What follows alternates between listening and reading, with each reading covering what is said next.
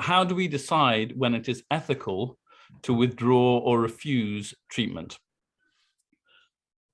So, so this is a big and a difficult question. Elizabeth Anscombe, who is the most intelligent woman that I ever met, the most intelligent person I ever met, described this as a deep and important question of medical ethics. So, so we're not at the shallow end, but certain things can be said from a traditional understanding of medical ethics. It's wrong intentionally to kill your patients. I mean, that's many things that doctors should be doing, but that's one thing they shouldn't be doing, is intentionally, say, giving a poison to end somebody's life, or a lethal dose to end somebody's life, like Harold Shipman did many times, and like many doctors are doing every day in the Netherlands and in Belgium and in Canada. So from a traditional Hippocratic perspective, that's not a thing that we should be doing, but neither should we be withdrawing treatment with the same intention. So if we're withdrawing treatment with that intention, or care with that intention, for example, if we're withdrawing food and fluid from a disabled child or from someone in a coma, then with the intention of ending their life, then that's equivalent to deliberately ending somebody's life by an act. But of course, most forms of withdrawal of treatment, doctors withdraw treatment all the time. All doctors at some point will withdraw treatment, and indeed very commonly withdraw treatment because it's not doing any good anymore, if it ever did. Or it's becoming more apparent that it's not doing any good, or it's becoming apparent that it's doing more harm than good. So maybe it does some good, but it also has side effects and so on. So so doctors often withdraw treatment, not because they want to end the life of the patient, not because the patient's life is not worth living, but because the treatment is not worth giving. The treatment isn't effective. The treatment isn't doing what it's for. It's either futile, or, as I say, it's doing more harm than good.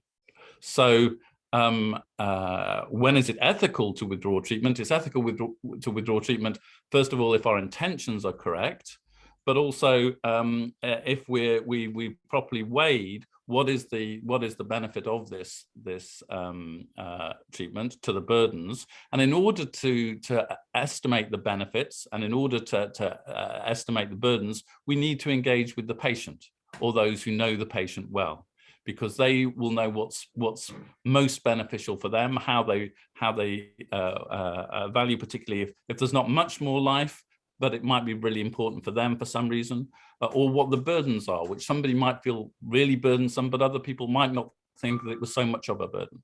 So we need to engage with patients in order to weigh up this benefit and burden.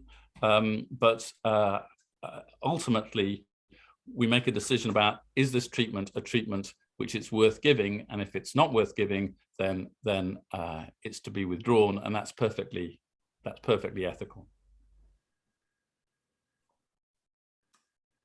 Do you see any problems with the term futility here, that treatment is futile? So futile is quite a strong word. So sometimes futile really means it does no good at all. I mean, that's what futile seems to mean. And sometimes that's the case.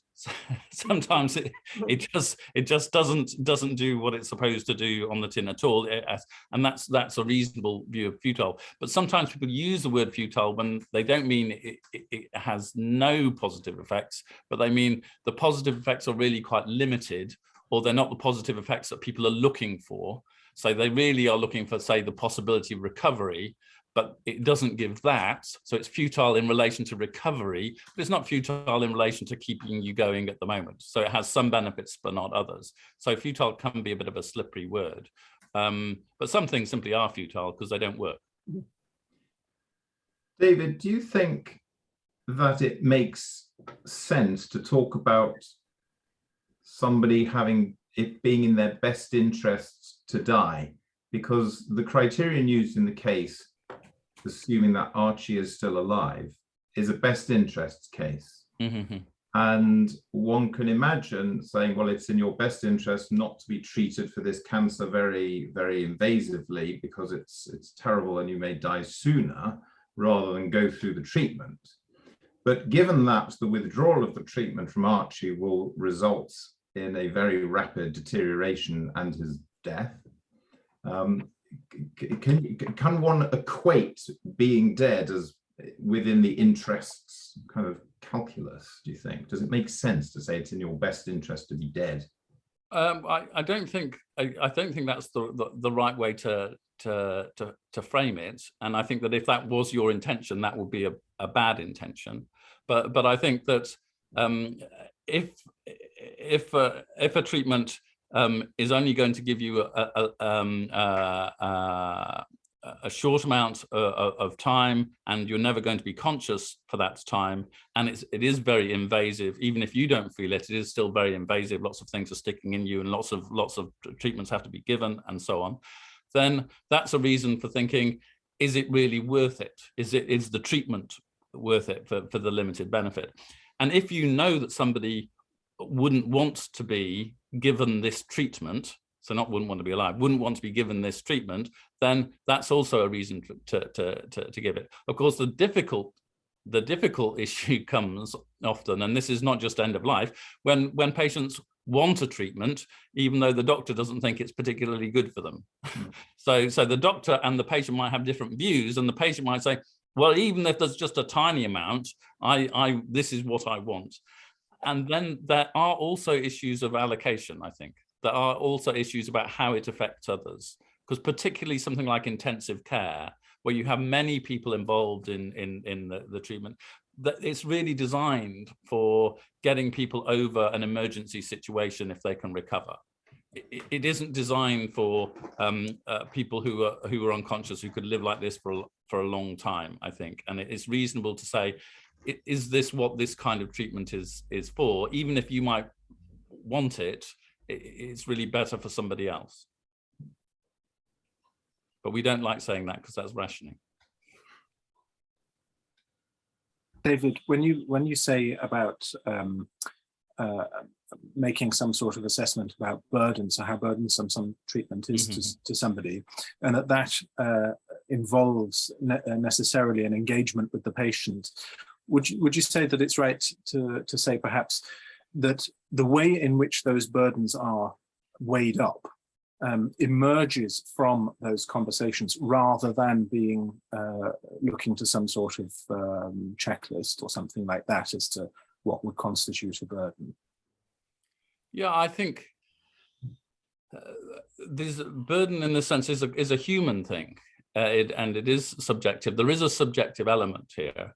So it's not the only thing. Clinical judgment is important, allocation is important, but there is a subjective thing, and then we've seen this in other contexts. Checklists can be helpful, but they also can be not very helpful if the thing which people are concerned about isn't on the checklist, or if people are checking the list too quickly.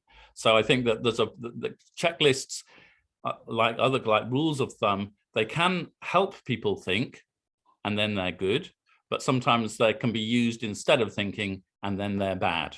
And so the best thing is to know more about the person and to talk more to the people who know the person better. So I think and in this case, I think there is a tension between what those who are closest to the patient think and what other people think that Archie would have said, and that's becomes very speculative.